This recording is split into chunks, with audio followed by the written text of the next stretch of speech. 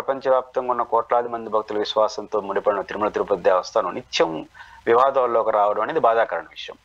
భక్తుల మనోభావాలతో ముడిపడి ఉంటుందనేది ప్రతి ఒక్కరు గుర్తుపెట్టుకోవాలి.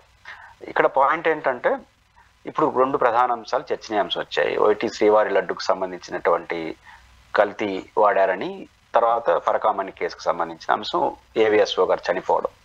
దీనిపైన రోజు వివాదం నడుస్తున్న నేపథ్యంలో జగన్మోహన్ రెడ్డి గారు సుదీర్ఘంగా దానిపైనటువంటి ప్రెస్ మీట్ పెట్టి తన అభిప్రాయాలు చెప్పారు.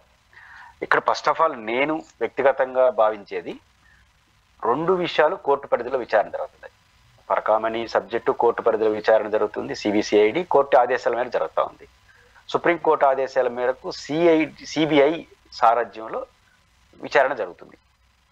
పార్టీలు కానీ ప్రజలు కానీ గుర్తుపెట్టుకోవాల్సింది, ఆ విచారణ పూర్తి కానివ్వండి, వాళ్ళు తేల్చినివ్వండి. ఒకవేళ విచారణ ప్రారంభం కాకపోతే లేదా విచారణ టేకప్ చేయకపోతే అందరూ దాని గురించి మాట్లాడచ్చు. ఇంత పెద్ద వ్యవస్థలో ఈ తప్పులు జరిగితే యాక్షన్ తీసుకోరాలి. ఆ పని అయిపోయింది. అత్యున్నత న్యాయస్థానం, రాష్ట్రానికి అత్యున్నత న్యాయం హైకోర్టు, దేశానికి అత్యున్నత ఇంతకు మించే వ్యవస్థలు ఏమి లేదు. మనకి ఎవరి మీద అనుమానం వస్తే పై కోర్టుకి వెళ్తాం. ఆ కోర్టు పరిధిలో విచారణ జరుగుతుంది, తేల్చనివ్వండి. మంచి జడ్లు తేల్చనివ్వండి, వాళ్ళు రిమార్క్స్ ఏంటో చెప్పనివ్వండి. అంతవరకు రాజకీయ పార్టీలు సంయమనాన్ని పాటించాలి, మౌనంగా ఉండాలి. మీకు ఏదైనా సాక్ష్యాధారాలు ఉంటే ఆ కమిటీకి ఇవ్వాలి.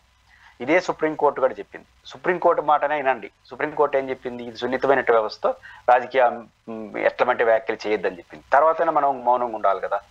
దీంట్లో అధికారంలో ఉన్న వాళ్ళు చెప్తున్నట్టుగా ప్రతిపక్షం ఆనాటి అధికారం, ఈరోజు ప్రతిపక్షం వైఎస్ఆర్ కాంగ్రెస్ పార్టీకి సంబంధించిన వ్యక్తులు తప్పు చేసినారని వాళ్ళు నిరూపించనివ్వండి. ఎవరు కోర్టులు అప్పుడు శిక్షించండి, అప్పుడు మాట్లాడండి రాజకీయంగా వాళ్ళు ఎటాటోళ్ళు అనేసి. అట్లా కాకుండా ఇప్పుడే ముందే మాట్లాడేస్తే ఏమవుతుంది? మీరు ఒకటి వాళ్ళని అంటారు, వాళ్ళు మిమ్మల్ని 2 అంటారు. ఏమవుతోంది? అల్టిమేట్ ఇప్పుడు ఉదాహరణకు పరకామణి ఉంది. పరకామణి అంటే ఏంటి? శ్రీవారికి మీరైనా నేనైనా కోట్లాది మంది భక్తులు వచ్చి ముడుపులు చెల్లిస్తుంటారు.